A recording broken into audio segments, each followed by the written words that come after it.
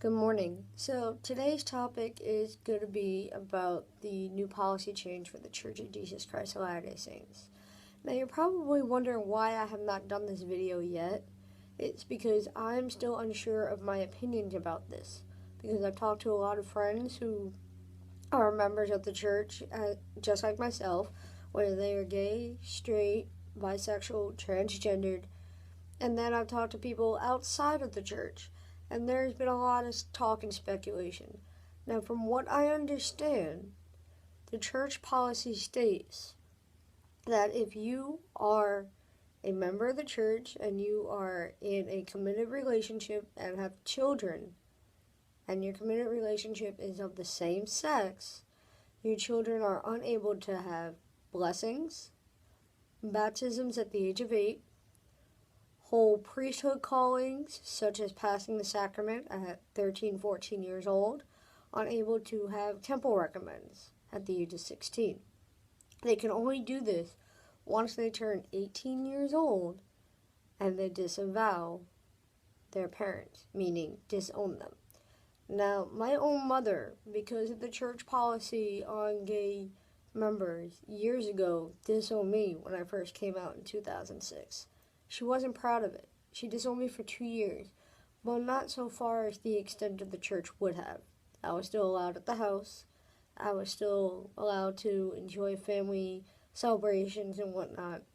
But anything pertaining to my sexuality for the first 2 years, she did not really want to talk about. She blamed herself. She thought it was something she had done while I was growing up to make me who I am. She finally realized over the years that it wasn't anything she did. It was just who I was. And my mom passed about a month ago on the 24th of October. And she loved my partner like it was her own daughter. And so if my mom was alive right now, she'd be hooting and hollering with this policy change. Now, I've talked to certain friends that I've grown up in the church with who are kind of like my grandparents because they were at that age when I was born in their 40s and 50s. And I've actually trained this woman in the gym as one of my clients in the past. And I asked her what her opinion was. And she says it was to protect the children.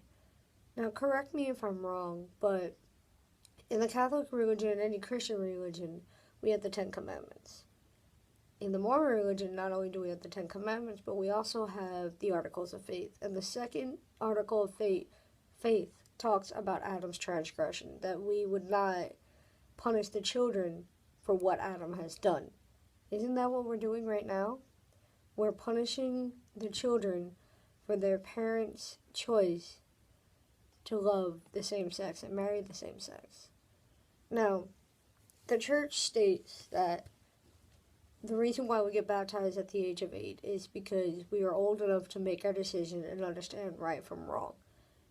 Now, are you saying, as a church, that children 8 years old of straight parents can understand right from wrong, but children of gay parents cannot?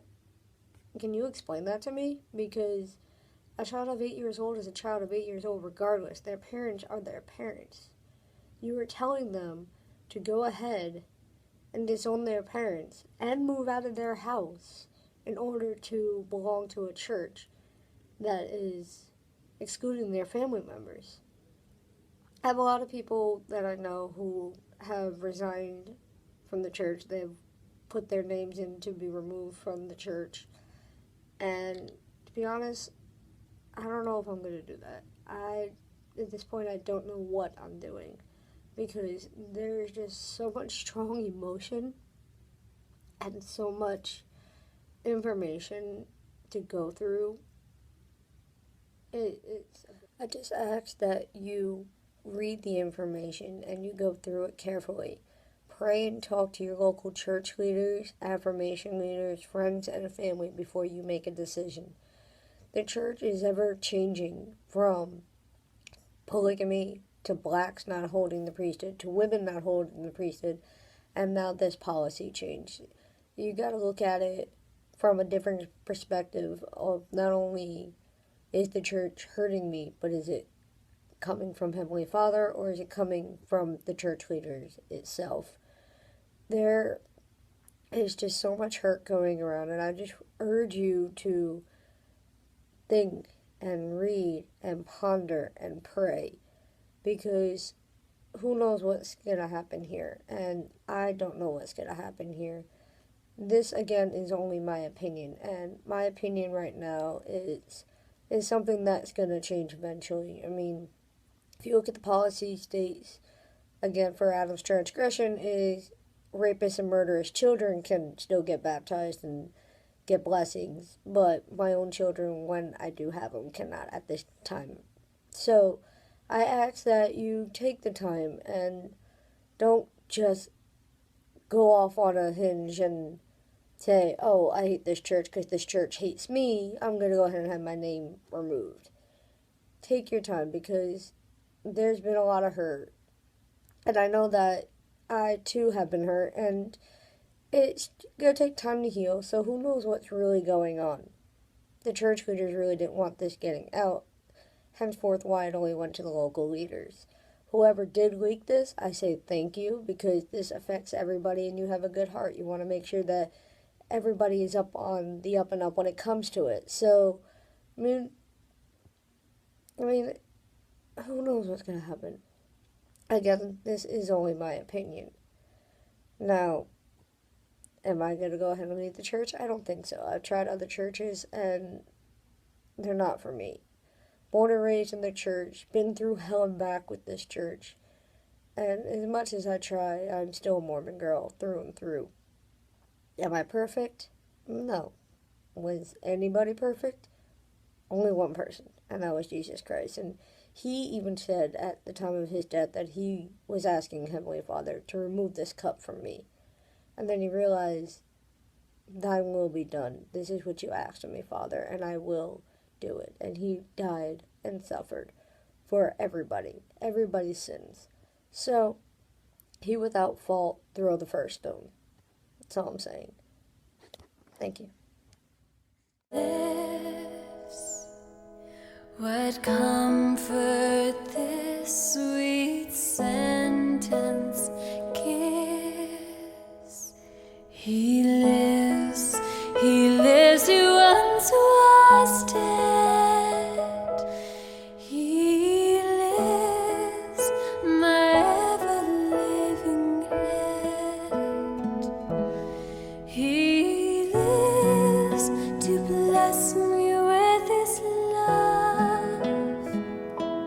He lives to plead for me above.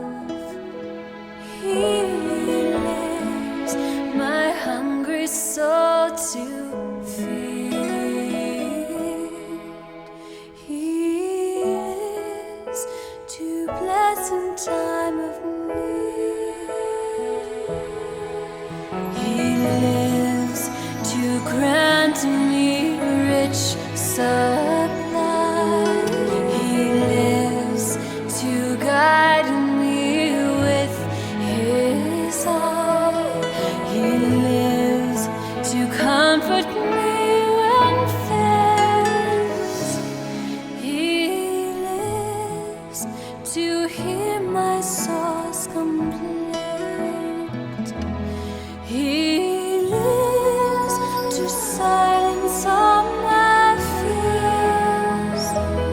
He lives to wipe away my tears. He lives to calm my troubled heart.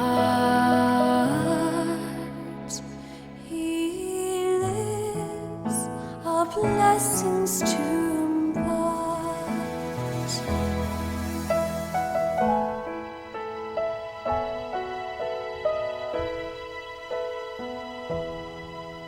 He lives my kind